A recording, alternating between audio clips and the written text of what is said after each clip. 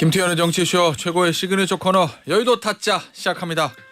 윤태권 더모아 정치분석실장, 장성철 공론센터 소장, 김상일 정치평론가입니다. 안녕하세요. 네, 안녕하세요. 이런 문자는 꼭 읽어야 한다라는 문자가 있습니다. 예, 박종훈님의 문자. 여의도 타짜 1열에서 대기 중입니다. 장 소장님 파이팅입니다. 추석 선물 꼭 받으세요. 용산에서. 저는 포기했고요. 네. 김상일 평론가가 받으면 저는 네. 거기서 그냥 영양갱이나 하나 얻어 먹을게요. 자, 장 소장. 네. 끝날 때까지 끝난 것이 아니다. 아, 그래요? 오늘 아이템을 보면 특히 3부 쪽에 네. 우리 장 소장이 추석 선물 만회할 수 용산에서 있어요? 받을 수 있는지 없는지 만회할 수 있는 기회도 있고, 알겠습니다. 영원히 이제 바이바이가 될 수 있는 기회가 될 수도 있고. 열심히 해보겠습니다. 네, 오늘 3부가 장 소장의 추석 선물의 관건이다라는 얘기를 좀 드리면서 네. 2부도 그렇구나. 아, 그래요? 3부 곳곳에 뭐 네, 다 곳곳에 있어. 그렇습니다. 오늘 많아. 네, 그렇습니다. 자, 2부에서 뭐냐? 요거 어저께 메가스타디 시대인재 종로학원 대부분 다 아는 UA 또 대부분 다 아는 대형 사교육 업체에 대해서 전격적인 세무조사가 있었어요. 근데 사실은 저희가 우스갯소리로 이 사교육 문제 처음 터졌을 때 그런 얘기를 했잖아요. 이제 메가스타디하고 시대인재 세무조사 당하는 거 아니야? 현우진 강사도 세무조사 나오는 거 아니야?라는 얘기를 네, 작년에 저희가 맞아요. 지난주에 우스갯소리 했는데 실제로 현실화됐어. 네. 이 세 타짜 중에서 세무조사의 가장 밝은 타짜 우리 김 타짜죠. 네. 어떻게 보십니까 이 세무조사? 이 조사 사국이 나간 거예요 서울청? 뭐 기획조사니까 조사 사국을 중심으로 이루어지고 있는 것으로 보이고요. 예. 근데 이제 이런 거를 제가 사실은 국세청을 한 20년 가까이 봐왔기 때문에 예. 애정이 있어서 이런 얘기 안 하려고 그랬는데요. 기본적으로 이런 기업들은요. 계속 세무신고를 하고 세무조사를 합니다. 그리고 정기 세무조사는 5년에 한 번씩은 5년 안쪽으로 꼭 하게 돼 있고 매년 그리고 세무신고한 걸 다 들여다봅니다. 그러면은 무슨 얘기가 되냐. 대부분의 지금 하는 거에 대부분이 부분조사가 될 가능성이 있어요. 근데 대법원 판례에 의해서 부분조사는 할 수가 없습니다. 그러니까 기존의 세무조사가 어느 정도 됐는데 이걸 덤으로 더하는 거는 안 되는 거예요. 대법원 판례에 의해서. 근데 지금 이렇게 한다는 건 뭐냐. 그냥 정치적 목적을 위해 세무조사가 동원되고 있다. 이렇게뿐이 볼 수가 없는 거예요. 근데 이런 식이면요. 전 진짜 이건 위험한 국가가 돼가는 거라고 봐요. 예를 들어서 제가 힘이 좀 있어요. 근데 김태현 변호사 집을 갔어. 얘도 너무 들지 마세요 그런 거. 예. 굉장히 집이 실심이 너무 나고. 좋아. 예. 그래서 내가 얘도 들지 마. 어우 집 좋네. 돈 어떻게 벌었어? 세무조사 한번 해봐야 되겠네. 이렇게 하는 거랑 똑같은 거거든요, 이거. 정치적 목적이다. 그렇죠. 세무조사는요 그런 자료가 있고 그러면 그냥 무조건 하는 거예요. 어떻게 해가지고 뭐 그 분야에 조직적인 비리가 있어서 그 조직적인 거를 좀 일소할 부분이 어떤 구체적인 혐의가 제보가 됐거나 그럼 그때는 또 할 수 있죠. 이번 건 같은 경우 혹시 만약에 근데 이권 카르텔 이거는- 이것 때문에 그런 거 아니에요? 근데 이거는 이권 카르텔이라는 말을 정치권에서 먼저 뱉고 네. 제보하라고 독려하고 네. 이런 식으로 해가지고 갔잖아요. 이건 국가의 힘이 이용된 그냥 하나의 길들이기 내지는 권력의 어떤 남용 이렇게뿐이 저는 보여지지 않아요. 그만 얘기해요. 또 김상일 평론가님 또 세무조사 받을라. 저는 세무조사 받을 게 별로 없어요. 이게 대부분 근로소득이기 때문에. 이러면은 보통 뭐 뒤에 나오죠. 뭐 규정에 따라 법에 따라 하는 거지 아무 정치적 의도가 없다라는 이제 뭐 해명 내지는 설명이 뒤따르겠죠. 예. 뭐 그렇게 믿고 싶은데 공정이라는 게 공정은 그 내적인 공정 내가 정말 공정하게 하는 거야 내 양심을 걸고도 중요하지만은 사람들이 볼 때 공정의 외관을 갖추는 게 중요하다 그런 말을 하잖아요. 특히 이제 뭐 검찰 쪽에서 뭐 한동훈 장관도 그런 이야기 했었잖아요. 그럼 저는 이 케이스도 마찬가지라고 보는 거예요. 그게 뭐 까마귀 날자 뭐 배 떨어졌다 뭐 이렇게 이야기하실 수도 있겠지만은 이게 공정의 외관을 깨뜨리고 있는 거지 않습니까 이미. 사람들 볼 때 그냥 이거 이러니까 저러니까 이러는 거 아니야? 라고 생각을 하게 돼 있는 거 자체를 피해야 되는데 스스로 뭐 그 생각을 이렇게 끌어내고 있는 거죠. 자, 우리 장타짜 생각은 어떻습니까? 무서워요. 무서워요? 네. 당할까 봐. 아니 뭐 그런 게 아니라 그냥 국가 전체 그렇게 될까 내 말 안 들어? 국가 권력으로 협박을 하는 것처럼 보여서 오. 그것이 과연 옳은 것이냐라는 네. 좀 생각이 듭니다. 물론 잘못을 하고 탈세를 하면 당연히 세무조사 해야죠. 예. 근데 아까 뭐 김상일 평론가 얘기했듯이 좀 정치적인 의도가 있는 것이 아니냐라는 생각이 좀 들어서 좀 무섭습니다. 이건 어때요, 김타짜? 아까 네. 그러면 안 된다는 김타짜의 그런 제가 네. 원론적인 얘기는 알겠는데 어느 정권인지 저도 기억은 안 나지만 역대로 쭉 보면 뭔가 문제가 있을 것 어쨌든 좀 정부의 정책에 반하는 기업, 네. 사회적으로 약간 무리를 일으키는 기업들에 대해서 전격적인 특별 세무조사 실시한 예들이 굉장히 많잖아요. 그렇죠. 그거는 사회적으로 먼저 사건이 터졌을 때 네. 사후적으로 들어가는 겁니다. 그건 괜찮은 거예요? 그렇죠. 그거는 세무조사의 내부 규정에도 있어요. 사회적인 무리가 일어났을 때는 그것을 들여다봐야 된다라는 그게 있어요. 그렇기 때문에 무리가 일어났으면 사후적 수술, 외과 수술적으로 그렇게 들어가요. 그거는 뭐 이게- 당연한 건데 이거는 이건 아니에요, 사회적 무리? 사회적 무리가 먼저 일어난 게 아니죠. 이거는. 응? 예. 이게- 그리고 이런 게 있어요. 우리가 룰 오브 로가 있고 어? 룰 바이 로가 있는데 예. 지금 보세요. 룰 오브 로는 법 자체가 모든 걸 지배하는 게 룰 오브 로예요. 예. 근데 룰 바이 로는 뭐냐면 통치를 위해서 법을 이용해 가지고 하는 거거든요. 그래서 법을 이용해서 통치하는 독재가 가장 무서운 독재라고 그 이회창 전 총재가 얘기를 했잖아요. 아까 이제 사회적 무리 말씀하셨는데 이 역대 정부들을 보면요 네? 이런 게 있어요. 사회적 무리가 약간 일어나게 만든 다음에 무리가 일어났어? 라고 들어가면 약간 눈박을 사람들이 볼 땐 뻔히 보여.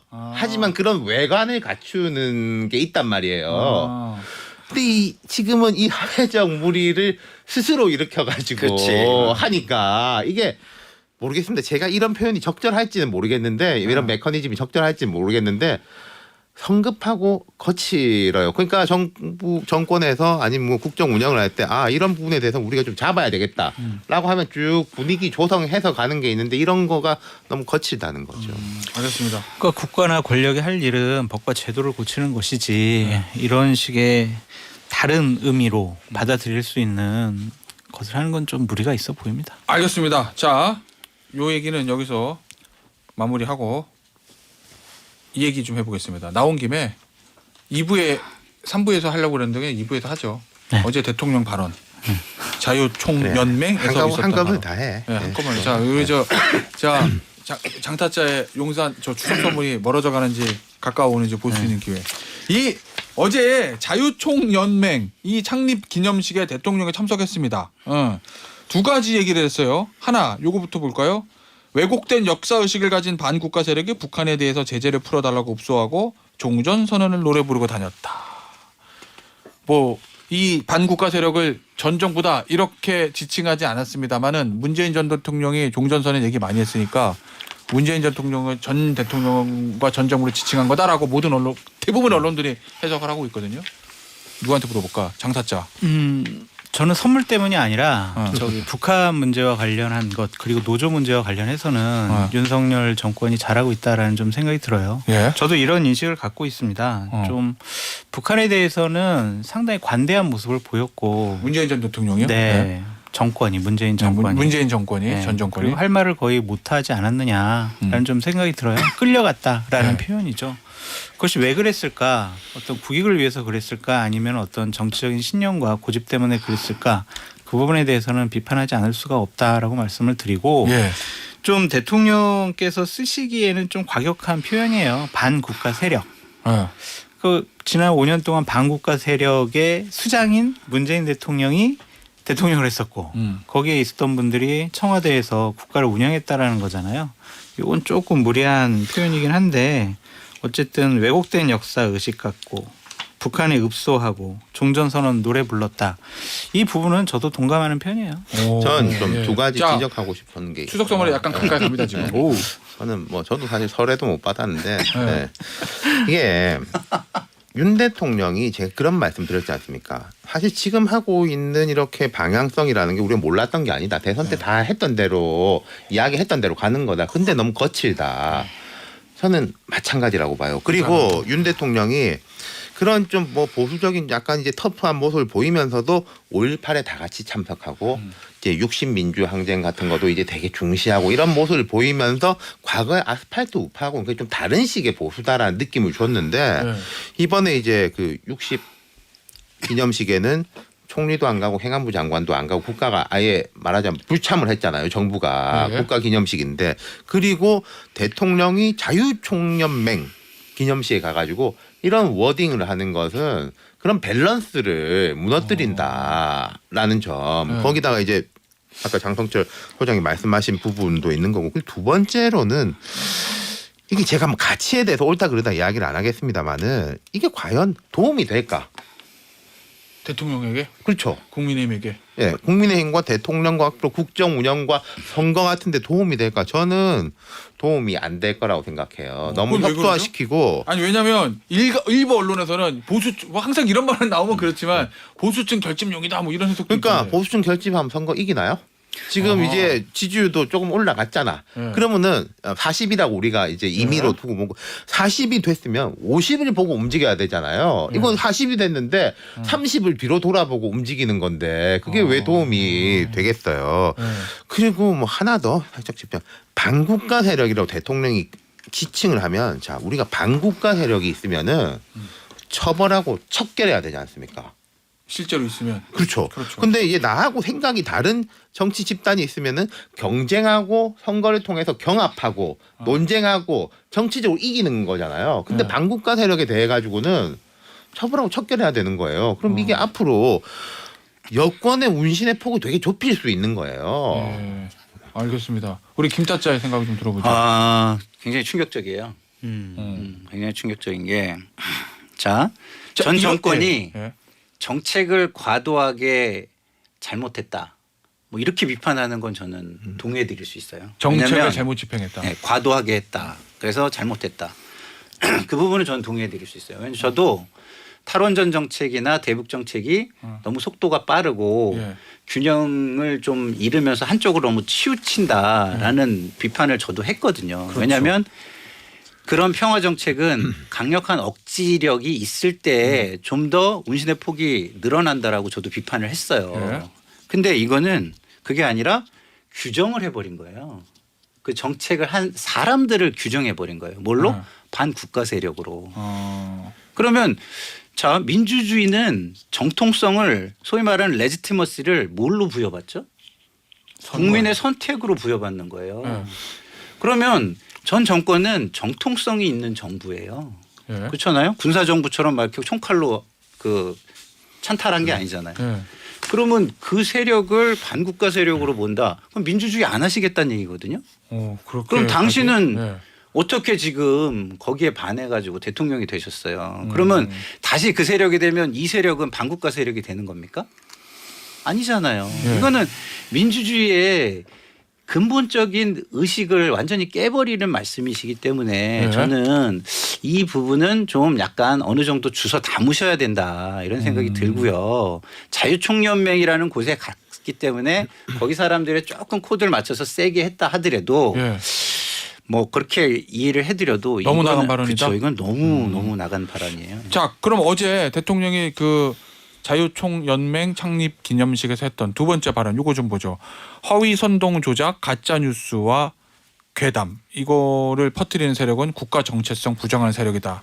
요거는 또 언론들의 해석이 후쿠시마 괴담 국민의힘 표현입니다. 후쿠시마 오염수 관련해서 괴담을 유포하는 민주당이라고 국민의힘에서 얘기하잖아요. 그 민주당을 겨냥한 표현이다라고 얘기 민주당을 겨냥한 거죠. 네, 이건 어떻게 해석하세요, 그럼? 근데 이 이제 대통령 의도. 전반적으로 보면 요즘 대통령께서 쓰는 언어와 단어가 상당히 좀 거칠고 극단적인 부분이 많아요. 네. 그러니까 대통령으로서 나라의 큰 어른으로서 좀 국가를 좀 다독여가는 것이 아니라 정쟁의 한 복판에 서 있는 것이 아니냐라는 우려를 가질 수밖에 없어요. 그것이 과연 내년 총선 전략의 일환으로 대통령이 컨셉으로 잡은 건지는 잘 모르겠지만 이러한 단어들이 아까도 말씀드렸듯이 나랑 의견이 같지 않고 나를 반대하는 사람들을 징계하고 벌 주기 위한 하나의 명분 축적용으로 돼서는 안 될 것 같다. 좀 그렇게 되어 보인다라고 네. 생각이 들어서 상당히 좀 우려스럽습니다. 예. 왜냐하면 민주당에 대해서는 이제만 당대표뿐만이 아니라 민주당 개별적인 의원들에 대해서도 이런 검찰 경찰 수사를 진행이 되고 있잖아요. 예. 이런 것들이 또다시 좀 폭력적인 협박으로 나타나지 않을까 걱정해요. 우리 윤타짜한테는 요거 물어보죠. 최근에 많이 언론에서 쓰는 표현들 먹방 대 단식, 후쿠시마 오염수 관련해서 네. 이건 어떻게 보십니까? 요 상황들 먹방 대 단식 프레임. 되게 좀 괴이하고 이제 기괴하다. 괴이하고 기괴하다. 뭐 이런 말씀을 드리고 싶어요. 그러고 다들 이제 무슨 뭐 어민을 지키자라고 하면서 어민 목줄을 멱살 잡고 흔드는 그런 형국이고 뭐 민주당의 이제 7대 요구안이랑 7대 요구안인가 6대 요구안인가 뭐 7대. 나왔더라고요. 약간 정리가 된 것 같아요. 제 생각에는 네. 조금씩 엑시트 전략에 대한 생각을 하는 것 같아요. 민주당에서요? 예컨대 뭐 IAEA가 문제 없습니다라고 해서 일본이 방류해. 예. 그럼 그 뒤에 어떻게 할 거야? 예. 그렇잖아요. 뭐 네. 당교하자고 할 거예요. 그 어쩔 수가 없잖아요. 그러니까 이렇게 뒤로 나오는 것 같은데 제가 이제 그래서 되게 우습다라는 말씀 하나 드리고 싶고 두 번째로는 이게 치고 내려오는 국면으로 접어들 것 같다. 그런 생각이 후쿠시마 들어요. 오염수 사태가 네네. 민주당도 마찬가지고. 그럼 방류하면 이 단기간은 화르륵 조금 더 불꽃이 타오르겠죠. 네. 근데 그 이후로는 내려갈 거라는. 그 김상현 네. 평론가, 이 국민의힘 쪽에서는 지금 보면 네. 국민의힘하고 일부 보수 언론 쪽에서는 네. 국민의힘과 일부 보수 언론의 시각입니다. 그동안 민주당이 했던 괴담 퍼레이드다 그러면서 전방위적으로 공세를 펴잖아요. 네네. 광우병 그렇게 난리쳤는데 문제 있었냐? 없었다. 사드 전자파에 몸이 튀겨진 다음에 문제 없었다. 네. 거기다 문정부에서 환경 영향평가 뭉갰어. 후쿠시마 오염수도 과학적 근거 없이 선동하고 있어. 이 3종 세트로 확 지금 공세를 펴고 있거든요. 네. 이거에 대해서 민주당의 방어 논리는 뭐가 있습니까? 글쎄요.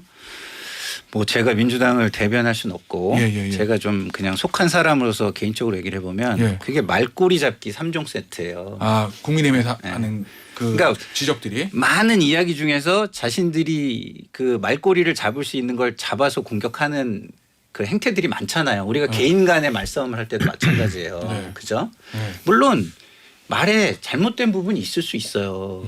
그러면 그 부분은 그 부분대로 얘기하고 그 나머지 부분도 같이 얘기를 해줘야 되잖아요. 그럼 국민 안심 본인들이 얘기했던 네. 국민 안심 시켰어요. 시찰단 보내가지고 어허. 과학적 검증을 통해서 다 국민이 안심했어요. 지금 아니잖아요. 그럼 국민을 안심시킬 책임은 누구한테 있죠? 정부요. 집권 세력한테 있잖아요. 그러면 그거를 없애버리기 위해서 민주당을 공격하는 거잖아요. 지금. 예. 그럼 결국 지금의 행태들은 전부 다 자신들의 이익만을 위해서 행위들을 하는 거지 국민의 안중에 없는 거예요. 민주당이든 국민의힘이든 저는 똑같다고 보는데 그러나 지금 민주당의 이거는 이제 박강우 원내대표 쪽에서 제안을 한 거잖아요. 6개월 방류를 그렇죠. 좀 예. 멈춰라 요거. 예, 네. 그거는 제가 우리 윤타짜 윤 실장께서 잘 분석을 했다고 보는데 저는 뭐 거기까지는 안 나가고 엑시트까지는 안 나가더라도 어쨌든 간에 이것은 뭔가 합리적인 돌파구 뭐 이런 거를 좀 찾아보려는 노력이다. 라는 그건 그거는 제가 좀 인정을 해드리고 싶어요. 전 민주당에 한마디 또 보태고 싶은 게요. 맞아요. 책임은 여당이 더 큰 게 맞아요. 늘. 그래요? 근데 민주당이 뭘 정리를 항상 안 하고 가요. 국민의힘이 아까 지적했던 그 부분에 대해서 뭐 사드 뭐 튀겨진다, 뭐 환경 영향 평가 하니까 문제 없는 걸로 나왔잖아요. 거기에 대해서 말 없어. 그냥 가타부타. 뭐 광우병 이것도 이건 그냥 맞아. 말 없어. 가타부타. 이건 그냥 방송 나가지고 뭐 23만 명 이야기했다가 숫자 잘못 알았다. 그러니까 그럼 자기 말에 힘이 실릴 제가 이게 옳다 그러다가 아니라요. 자기 발언에 계속 힘을 실리는 쪽으로 가는 게 아니라 뭐 그 원래 그런 거잖아. 넘어가면 끝이잖아라고 과거 일에 대해서 그러면 현재 일에 대해서 사람들이 아 이것도 또 그러겠거니라고밖에 생각 못하는 거죠. 알겠습니다. 자 장타짜 할 얘기 있다면서요. 저는 민주당은 참 나쁜 사람들이고 네. 국민의힘 분들은 참 잔인한 사람들이다. 죄송합니다. 라고 말씀을 드려요. 잔인이다. 나쁜 사람과 잔인한 사람. 네.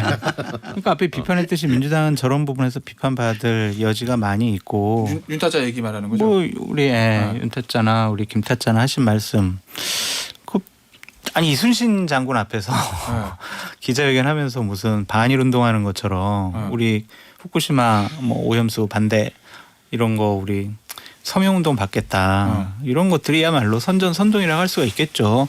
문재인 정권 하에서는 이런 식의 반응은 안 보였잖아요. 그러면 자기한테 입장이 바뀌었으면 설명을 해줘야 되는데 그런 거 없이 그냥 정권 바뀌었으니까 그냥 윤석열 정권 비판해야지 이런 식은 집권을 해본 경험이 있는 야당으로서는 해서는 안 될 일이다라고 말씀을 드리고 국민의힘 분들 잔인하다고 말씀드리고 싶은 건 뭐냐면 지금 먹방 투어 할 때냐라는 생각이 들어요. 그러니까 이태원 참사에 당한 유족분들이 국회 앞에서 단식하고 계세요. 네. 정치권은요 그분들 마음 어루만지고 그분들이 원하는 것을 들어주기 위해서 노력하는 모습 보여야지 그분들은 단식하고 있는데 회 먹으러 다니고 참외 먹으러 다니는 게 이게 맞냐 이 시점에서 그 비판을 좀 하고 싶고 그 사람들이 그거를 먹는다고 한들 국민들이 야 그래 김기현 대표나 윤재욱 원내대표가 회 먹고 참외 먹으니까 우리 안전하니까 저거 많이 사 먹어야지 이러겠냐고요. 집권 여당이 할 일은 이미지 정치 먹방 투어 할 게 아니에요. 좀 더 수준을 높이시라라고 말씀드립니다.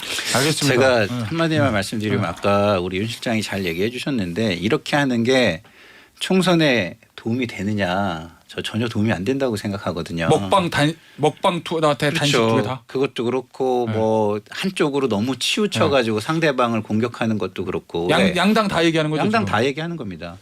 자 박강원 원내대표가 들어와서 내부에다가 이제 얘기한 게 뭐였냐 이거예요. 지지자만으로 총선 승리를 할 수 없다. 예. 그 굉장히 큰 반향이 있었어요. 아주 간단한 얘기지만 그리고 그 행보를 박강원 원내대표가 쭉 해주기를 되게 바랬는데 지금 그 수위가 좀 그 강도가 약해지고 있긴 해요. 그래서 좀 저도 그건 불만이긴 한데 분명한 거는 국민들께서 이렇게 한쪽으로 치우친 걸 좋아하지 않아요.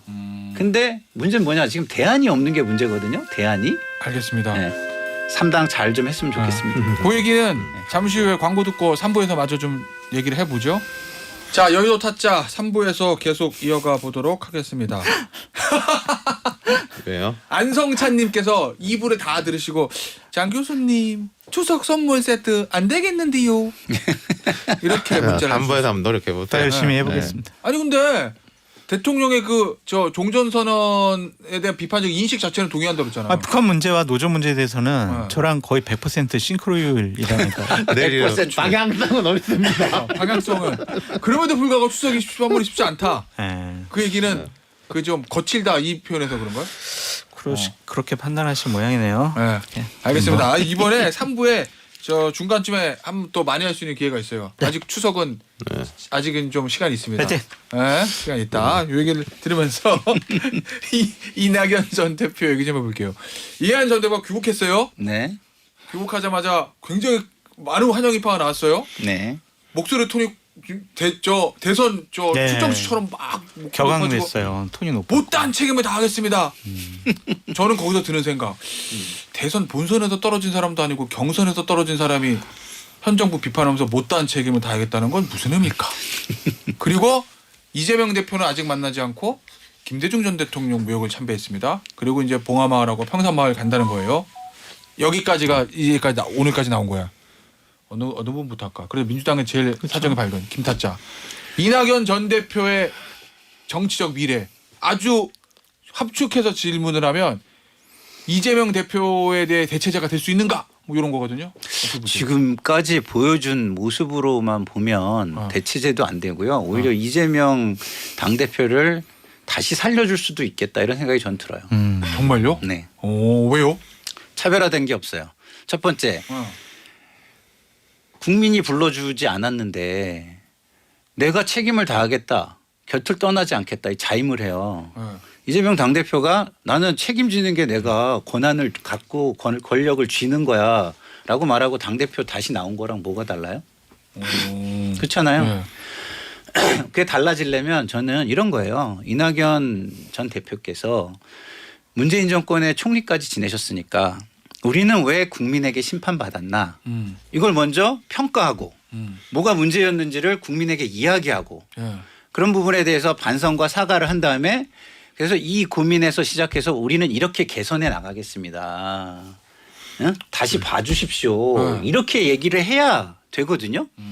근데 이재명 당대표가 조금 어려워졌다는 그 상황을 이용해서 기회를 잡으려고 한다면 그거는 얄팍한 기회주의뿐이 저는 안 된다고 보고 그것이 이낙연 전 대표의 총리의 정치적 미래를 밝혀주지는 못한다. 네. 그냥 훅 하면 꺼지는 성냥불 정도 지금 켜진 상황 정도로 좀 본다 이렇게 봅니다. 근데 왜 그러면 그 이재명 대표를 살려주는 거예요? 최대 라이벌이 없어졌으니까 뭐 그런 거예요? 왜냐하면 기본적으로 총선 승리를 하려면 국민에게 어떤 대안이 나와야 되잖아요. 대안이 나오는 게 아니라 민주당 내에서 내부 정쟁, 내부 뭐라 그러죠? 그 갈등 이걸로만 만약에 된다면 이재명 당대표도 그거를 적이 하나 생겼으니까 거기랑 싸우면서 충분히 살아날 수가 있죠. 저는 좀 다른 각도에서 이야기해 볼게요. 기회주의 뭐 좋아요. 근데 기회주의 잘해야 돼. 잘 못할 것 같아. 기회를 그렇죠. 예를 들어서 여당이 잘못하면 야당이 그 틈을 타서 국민의 신뢰를 얻고 그런 게 기회주의 아닙니까? 다 정치는 기본적으로 기회주의예요. 받아 먹어야 되니까. 이재명 대표 잘하고 있고 인기 좋고 하면은 지금 뭐 할 일이 없죠. 근데 지금 이낙연 전 대표 들어온 이후에 반응들을 보면은 친명계에서는 속마음은 어떨지 모르겠는데 아유 잘 오셨다. 빨리 우리 손잡고 같이 열심히 싸우자. 뭐 이재명 대표는 백지장도 맞들면 낫다. 라고 하고 있죠. 뭐 박지원 의원도 전에 그런 인식으로 이야기했고, 그럼 이제 비명계에서도 이른바 친낙이 있고 그게 아닌 부류가 있는 거잖아요. 친낙계는 말을 아끼고 있고 친낙이 아닌 쪽 분들은 낙향했으면 좋겠다. 뭐 정치 전면에 안 나섰으면 좋겠다. 그런 식의 이야기를 하는 거잖아요. 그건 왜 그러는 거예요? 그러니까 지금 이재명 체제가 아니고 그럼 우리 새로운 질서를 세우자인 건데 이낙연이라는 그 신질서가 되겠냐. 이재명, 이낙연 이렇게 비교해버리면은 야 차라리 이재명이 낫다야. 이렇게 돼버리면은 그 비명의 에너지를 홀라당 깎아먹을 수 있어 보인다. 아예 새 인물로 가야지 흘러간 예림을 그렇죠. 데려오는 거는 그렇다면 제가 이거. 생각할 때 이낙연 전 대표가 지금 전략적으로 어디에 방점을 둘까 하는 거는 제 느낌에는 비명계, 비낙 이분들한테 방점을 둬야 돼요. 지금 이제 근데 그 이낙연 전 대표 속으로 무슨 생각인지 모르겠지만 내가 이게 또 우리 이재명 대표 하면은 수박 소리 들을 것 같고 또 이제 문자 폭탄만 그 생각하면은 아무것도 못 하는 거예요. 그러니까 그 비명계에서 낙향했으면 좋겠다 그런 게 그럴까봐. 그런 거 두려워가지고 주춤주춤 거릴까봐. 또 몸살이고 그럴까봐. 자 그러면 짧게 하나 여기 좀 보태고 싶은 게 뭐냐면 좀 아까 새 인물이라는 말씀하셨잖아요. 근데 저는 새 인물이 대안이 될 수는 없다고 봐요. 그게 아니라 그렇죠. 새로운 흐름, 새로운 지향, 새로운 비전 이런 게 돼야 된다. 이런 말씀을 꼭 드리고 싶고요. 그렇기 때문에 제가 지금 과거 사람이라고 해서 새로운 지향이 될 수 없다라는 거는 말이 안 되는데 새로운 지향을 가지려면 과거에 대한 반성이 전제돼야 된다. 이 말씀을 꼭 드리고 싶어요. 그러면 윤타짜 내가 이낙연 전 대표예요. 전화했어 윤타짜한테. 나 앞으로 어떻게 해야 돼? 그럼 뭐라고 그러니까 페이퍼를 그 써줄 수 새 있어? 흐름 이런 쪽으로 제가 아주 구체적으로는 그거는 직접 연락하시면 제가 혹시 모르겠고 그러니까 아까 말씀드린 게 그러니까 비명계에서의 비낙계 그분들한테 힘을 해서 새로운 흐름 쪽 문재인 정부에 대해 가지고도 반성할 건 반성하고 총리를 지낸 사람은 그럼 더 진정성이 있고 무게가 있어질 거예요. 그걸 그 이낙연 전 대표의 장점이 말과 글을 유려하게 하는 거지 않습니까? 그분이 반성을 하면 거칠게 느껴지지도 않고 배신으로 느껴지지도 않고 진정성이 충분히 할 수 그런 능력은 있는 분이에요. 그쪽을 가는 게 맞다는 거죠. 근데 지금 벌써 며칠을 조금 낭비하는 느낌이야. 낭비하고 있어요. 낭비하고 있다 며칠을. 아니 할 일이 없고 막막하니까 낭비한 거지. 그러니까 저한테 전화 오면은 저 다시 미국 돌아가세요라고 할 것 같아요. 온 지 얼마 되지도 않았는데. 네, 왜냐하면은 몇 번 이 자리에서 말씀드린 것 같은데 이낙연 대표가 효용성이 있으려면 호남에서 그리고 많은 민주당의 의원들이 제발 이낙연 대표님 귀국하셔가지고 저희들의 어려움을 수습해 주세요라는 목소리가 나와야 돼요. 네. 등 떠밀려서 나왔어야 되는데 지금 손 들고 나왔다. 그래서 이것은 좀 아닌 것 같다는 좀 생각이 들고 결국에는 이낙연 대표가 정치적인 활로를 찾고 의미가 있으려면 호남에서 야 이재명 대표 체제로는 내년 총선 우리 어려울 것 같아. 과반 못 얻고 일당 못 될 것 같아. 이낙연 대표가 와야 우리가 내년 총선 승리할 수 있을 것 같아. 라는 분위기와 흐름과 의견이 나오지 않는 한 이낙연 대표가 정치적으로 어떤 의미 있는 일을 하기에는 상당히 어려운 구조다라고 말씀드려요. 그러니까 현재까지는 호남에서 그런 움직임이 나오지 않는 거로 보여요. 그냥 이재명 대표 체제로 이길 수 있을까? 요로 이제 의구심이 드는 상황이죠. 근데 그것이 분위기가 강해져야 되는데 그래서 좀 더 있다 오시지. 왜 빨리 귀국했을까? 알겠습니다.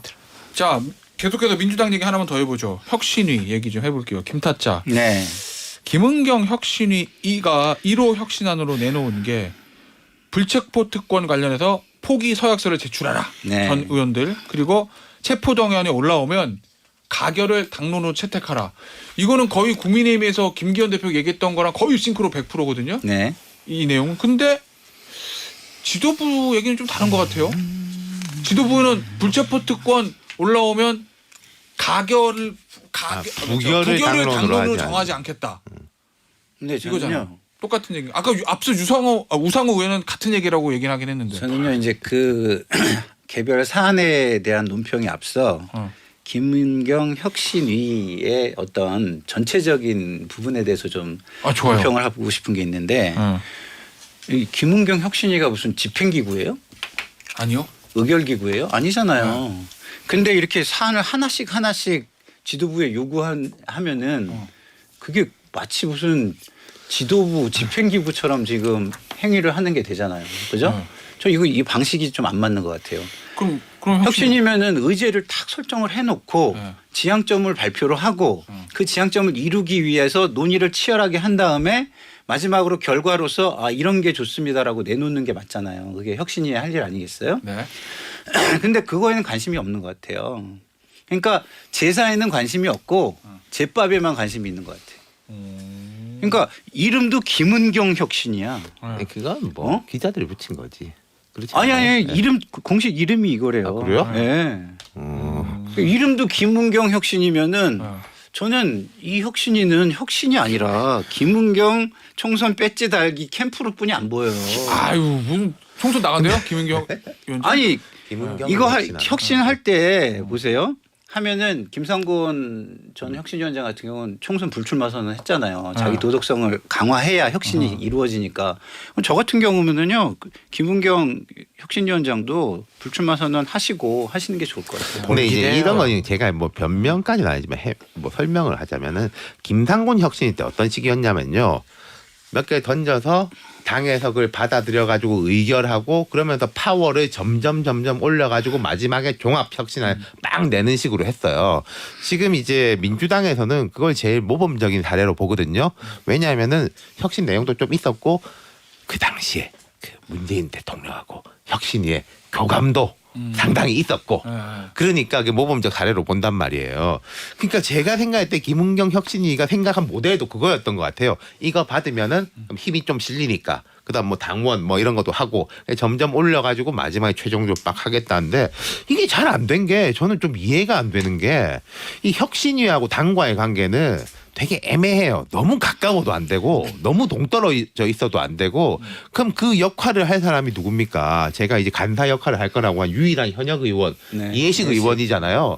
그 중간에서 뭔가 커뮤니케이션 같은 게 안 됐나? 저는 조금 더 기술적인 면에서 보자면은 그런 게 이해가 안 돼요. 저는 우리 윤 실장님 말씀에 조금 다른 의견이 있는데요. 김상곤 혁신위가 성공 모델로 보는 이유는 저는요. 김종인 비대위원장이 그 혁신위 안을 실현을 했기 때문이라고 저는 보거든요. 총선 때. 그렇죠. 하나하나를 이렇게 받아서 힘이 세졌기 때문이 아니에요.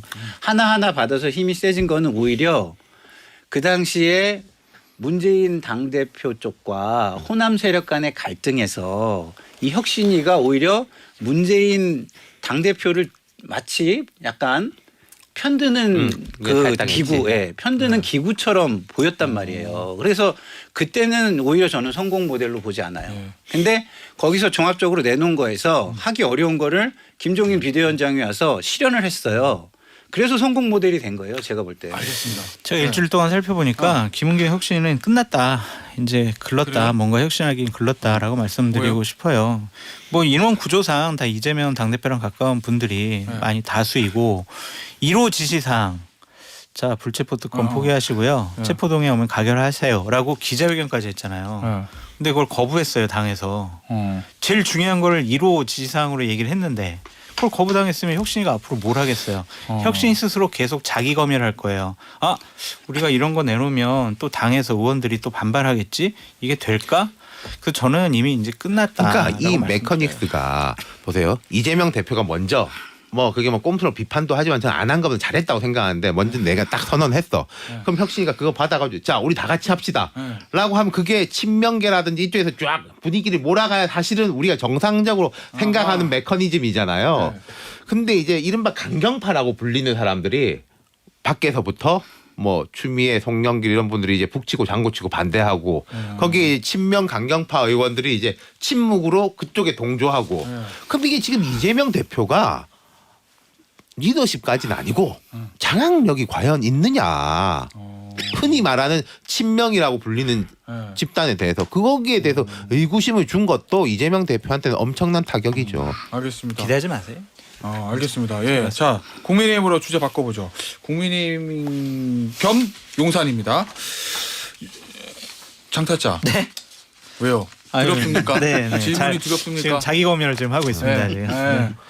윤 대통령이 최근 여권 관계자들과 만난 자리에서 내년 총선 목표 의석수로 170석을 제시했다는 일부 언론의 보도가 있었습니다. 네. 이거 어떻게 우리가 봐야 돼요? 그러니까 총선에 대한 낙관론을 봐야 돼요? 아니면은 야 우리 과반할 수 있어 뭔가 으쌰으쌰하는 좀 뭐랄까 이런 의지 표명으로 봐야 돼요? 국민의힘 쪽에서는 그냥 이 뒷얘기로 이 좌파 언론에서 우리를 곤혹스럽게 만들려고 이런 기사를 쓴 거 아니냐 그런 식의 반응도 있고 대통령이 뭐 그런 얘기를 했겠어라는 반응도 있는데 지금 대통령실에서는 기본적으로 그러니까 뭐 정보가 있어서 말씀드리는 것은 아니고 정무수석실을 중심으로 내년 총선 시뮬레이션 계속 할 거예요. 그럼 뭐 어느 정권이 하는 거 하지 않아요, 대부분? 당연히 하죠. 네. 그러니까 총선 공천에 개입하는 것과 총선 승리를 위해서 구도를 잡아가는 것은 다른 차원의 문제니까 그걸 불법이라고 볼 수는 없고 그렇죠. 대통령께서 만약 여러 가지 안을 참모들로부터 보고를 받고 이러한 방식으로 하면은 170석 얻을 수 있겠다라는 희망사항과 170석을 얻어야 우리가 내년 이제 앞으로 남은 3년 국정운영 제대로 할 수 있겠다. 또한 170석을 얻자라고 의지를 표명을 하면 여러 사람들이 같이 노력할 거 아니냐. 그런 복합적인 말들이 있는 것이 아니냐는 좀 생각이 들어요. 지금 대통령 지지율도 낮고 국민의힘 지지율도 그렇게 높지 않은 상황에서 좀 자신감을 붐업시키기 위해서 하는 건데 저는 안 좋다고 봐요. 왜요? 왜냐면 이게 교만과 오만 프레임에 딱 갇힐 수가 있거든요. 그 예를 들면 예전에 뭐 2016년 이해찬 전 대표가 뭐 20년 집권 이런 거 하는 그런 것처럼 거 그리고 2016년에 저희들 막 180석 얻는다. 제발 좀 그런 얘기 하지 말라고 막 그랬었는데 2016년 총선 때요. 네. 그때 180 한다고 그랬었죠. 했어 그랬잖아요. 새누리당이. 국민들 교만하고 오만한 거 되게 싫어하거든요. 정권에 대해서 이렇게 긍정 평가가 높지도 않은데 그래서 이런 얘기는 하지 않으셨으면 좋겠어요. 자, 윤타짜는 어떻게 봅니까 이거? 맞아요. 저도 기본적으로 이거는 그냥 자기들끼리 뒤에서 열심히 공부하는 거는 안 하면 이상한 거고 해야 되는데 이런 이야기를 뭐 꺼내는 거는 좀 우습죠. 지금 이 지지율 부분.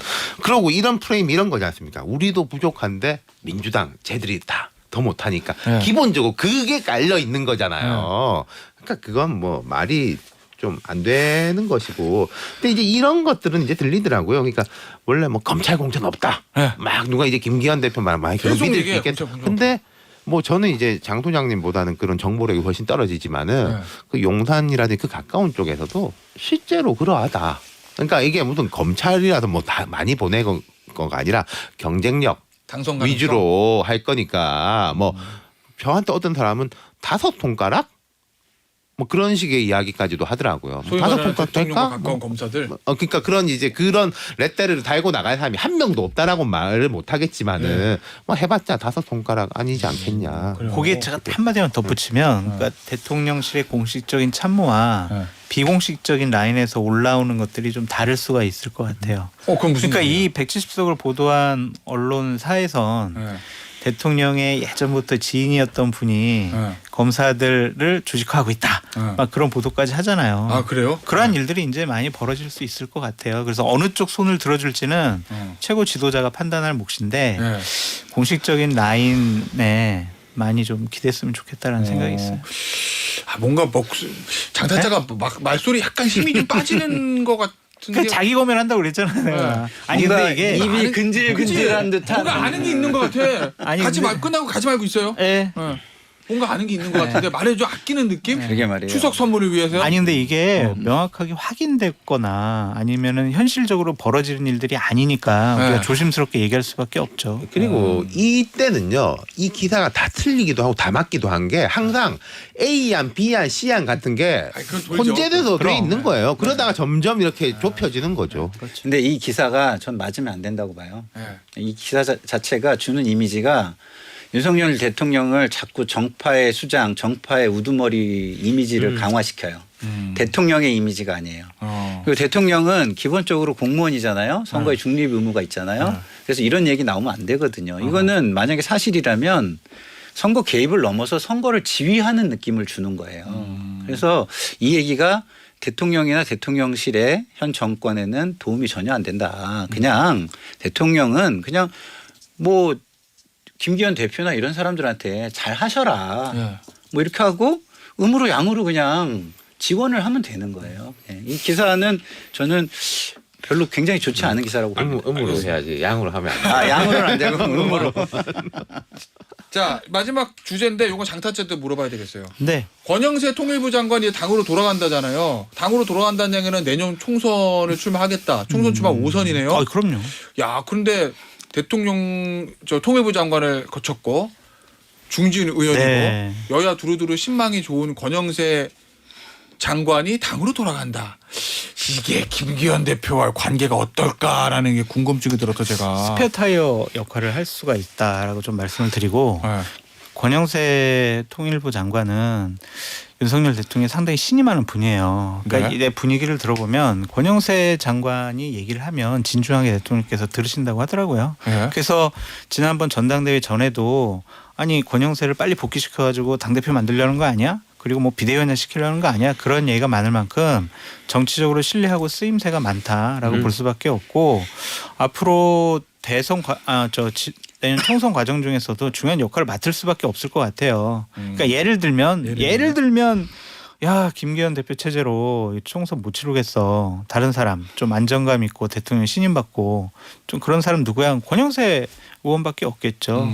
그래서 여러 가지 활용도가 높은 분이다라고 말씀드립니다. 그러니까 그거를 스페어 타이어로 표현하는 건 전 좀 잘못됐다고 봐요. 오히려 예? 운전대가 될 가능성이 굉장히 많은 근데 거죠. 이제 뭐 네. 권영세 현재 아직까지 장관이죠. 장관이 네. 뭐 김기현 대표를 공격하고 끌어내리고 그럴 성정의 사람은 아니에요. 그렇죠. 그러니까 더 신망이 있는 건데 근데 예컨대 이제 긍정적인 포인트는 지금 수도권을 보세요.